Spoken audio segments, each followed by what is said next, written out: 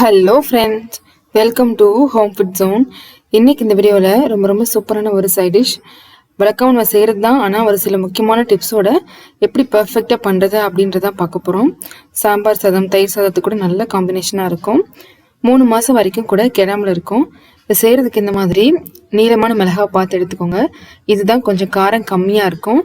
நல்லா சுத்தமாக இதை கழுவிட்டு நல்லா ஒரு துணி வச்சு நீட்டாக தொடச்சி எடுத்துக்கோங்க. கொஞ்சம் கூட ஈரமே இருக்கக்கூடாது. இப்போ இதே போலவே நான் 1/4 கிலோ அளவு மிளகாய் எடுத்திருக்கேன். இது எல்லாத்தையுமே கழுவி தொடச்சி எடுத்திருக்கேன். இப்போ இந்த மிளகாயிலேருந்து மேலே காம்பு மட்டும் பாதி அளவு கட் பண்ணிக்கோங்க.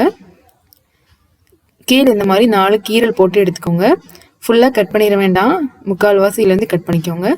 இப்போ உள்ளே இருக்கிற விதையெல்லாம் நம்ம எடுத்துடலாம். ஒரு சிலருக்கு ரொம்ப காரம் சாப்பிட்டா ஒத்துக்காது.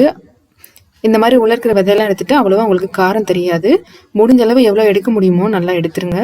இப்போ இதே போலவே எல்லா மிளகாவையுமே கட் பண்ணி உள்ள இருக்கிற சீடெல்லாம் எடுத்துக்கோங்க. இதை ஒரு பிளேட்டுக்கு மாற்றிடலாம். இப்போ ஒரு பேன் சூடு பண்ணிவிட்டு 1 டேபிள் ஸ்பூன் அளவு கடுகு சேர்த்துக்கோங்க. லோ ஃப்ளேமில் வச்சு வறுத்து எடுத்துக்கலாம். கடுகு நல்லா வெடித்து வரணும். கடுகு வெடிக்க ஆரம்பித்து எல்லாமே நல்லா வெடித்து முடிஞ்ச உடனே இது நம்ம ஸ்டவ் ஆஃப் பண்ணிவிட்டு தனியாக வேறு ஒரு பவுலுக்கு மாற்றி வச்சிடலாம். இப்போ இதே பேனில் 1 டீஸ்பூன் அளவுக்கு வெந்தயம் சேர்த்துக்கோங்க. வெந்தயம் நல்லா செவந்து வர வரைக்கும் வறுத்து எடுத்துக்கலாம். லோ ஃப்ளேமில் வச்சு வறுத்துக்கோங்க. வெந்தயம் நல்லா வறுப்பட்டதும் இதையும் கூட வேறு ஒரு பவுலில் நம்ம மாற்றி எடுத்து வச்சுக்கலாம். இப்போது இது செய்கிறதுக்கு நம்ம கட் பண்ணி வச்சுருக்கிற மிளகாய் எல்லாத்தையுமே ஒரு மிக்சிங் பவுலில் மாற்றிக்கோங்க. இது கூட 20லேருந்து 25 பல் அளவுக்கு பூண்டு எடுத்துக்கோங்க. மீடியம் அளவு இருக்கிற மாதிரி எடுத்துக்கோங்க. இது நம்ம சேர்த்துக்கலாம். அப்பக்கப்போ ஃப்ரெஷ்ஷாக உரித்து சேர்த்துக்கணும். ஃப்ரிட்ஜில் வச்சு ஒரு சிலர் எடுத்துப்பீங்க, அதெல்லாம் சேர்க்கக்கூடாது. 1/2 கப் அளவுக்கு மிளகாத்தூள் சேர்த்துக்கோங்க. இது காஷ்மீரி சில்லி பவுடர். காரம் அவ்வளவா இருக்காது, கலர் மட்டும் இருக்கும். ஒரு 1/4 டீஸ்பூன் அளவு மஞ்சள் தூள் சேர்த்துக்கோங்க. இப்போ ஒரு மிக்ஸி ஜார் எடுத்துக்கோங்க. இதில் 1/4 கப் அளவுக்கு கல்லுப்பு எடுத்துக்கோங்க. கல்லுப்பு ஒரு சில நேரத்தில் ஈரப்பதம் இருக்கும். ஒரு 10லேருந்து 15 நிமிஷம் நல்லா வெயிலில் போட்டு காய வச்சுட்டு கூட நீங்கள் சேர்த்துக்கலாம். இதில் நம்ம வறுத்த கடுகும் வெந்தயமும் சேர்த்துட்டு நல்லா பொடியாக அரைச்சி எடுத்துகிட்டு வந்துடுங்க. உப்பு மட்டும் கண்டிப்பாக நீங்கள் ஈரப்பதம் இருந்தால் வெயிலில் காய வச்சு தான் எடுத்து சேர்க்கணும். இது நல்லா பவுடராக அரைச்சி எடுத்துகிட்டு வந்துடலாம்.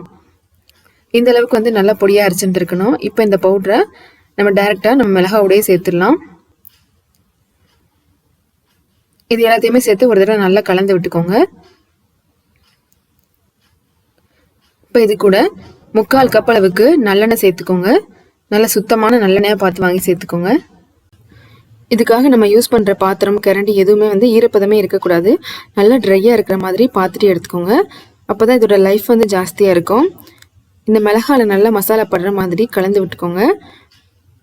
நல்லா இந்த அளவுக்கு கலந்துட்டு இப்போ இது ஒரு 3லேருந்து 4 மணி நேரம் அப்படியே நம்ம ஊற வச்சுருக்கலாம். இந்த பாத்திரத்தை லேசாக வெயில் படுற மாதிரியான இடத்துல நீங்கள் வச்சுட்டு ஊற வச்சு எடுத்துக்கோங்க. அதாவது டைரெக்டாக நீங்கள் வெயிலில் கொண்டு போய் வைக்க தேவையில்லை. லேசாக வெயில் பட்டாலே போதும். ஒரு 3லேருந்து 4 மணி நேரம் நீங்கள் அந்த மாதிரி வச்சு எடுத்துட்டிங்கன்னா உங்களுக்கு இதோட லைஃப் ஜாஸ்தியாக இருக்கும். ஒரு 4 மணி நேரம் ஊறினதுக்கப்புறமா பார்த்தோம்னா இப்போ இதில் ஒரு 3லேருந்து 4 அளவு பெரிய சைஸ் எலுமிச்சம்பழம் எடுத்துக்கோங்க. அதில் இருக்கிற சாறு மட்டும் பிழிஞ்சு நல்லா வடிகட்டி இதில் சேர்த்துக்கலாம். இப்போ இது எல்லாத்தையுமே சேர்த்து நல்லா கலந்து விட்டுக்கோங்க. மறுபடியும் சொன்ன மாதிரி ஸ்பூன் நல்லா ட்ரையாக இருக்கிற மாதிரி பார்த்து எடுத்துக்கோங்க. நல்லா கலந்துட்டு திரும்பவும் இதை மூடி ஒரு 2 நாள் அளவுக்கு அப்படியே ஊற வச்சுருங்க. குறைஞ்சது 2 நாளாவது ஊற வச்சுருந்துருக்கணும். இப்போ 2 நாள் கழித்து பார்த்தோன்னா உங்களுக்கு நல்லா இந்த மிளகாய் இந்த காரத்தில் நல்லா ஊறி வந்திருக்கும். இப்போ இதை நீங்கள் ஒரு கண்ணாடி ஜாரில் போட்டு ஸ்டோர் பண்ணி வச்சுக்கோங்க. நம்ம இதில் லெமன் ஜாஸ்தி சேர்த்துருக்கோம். அதனால் சில்வர் பாக்ஸோ பிளாஸ்டிக் பாக்ஸோ செட் ஆகாது. கண்ணாடி ஜார்லேயே போட்டு நீங்கள் ஸ்டோர் பண்ணிக்கலாம். வெளியில் வச்சிங்கன்னா 2 மாதம் வரைக்கும் கெடாமல் இருக்கும். ஃப்ரிட்ஜில் வச்சிங்கன்னா 3லேருந்து 4 மாதம் வரைக்கும் கூட உங்களுக்கு கெடாமல் இருக்கும். ஒவ்வொரு தினம் நீங்கள் எடுக்கும் போதும் ஸ்பூன் நல்லா ட்ரையாக இருக்கிற மாதிரி பார்த்து போட்டு எடுத்துக்கோங்க. நல்லா காரசாரமாக இருக்கும்.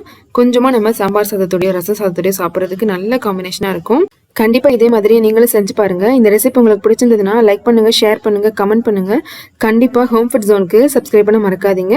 இதே போல் நல்ல ரெசிபியோட நாளைக்கு உங்களை மீட் பண்ணுறேன். அது வரைக்கும் பாய்.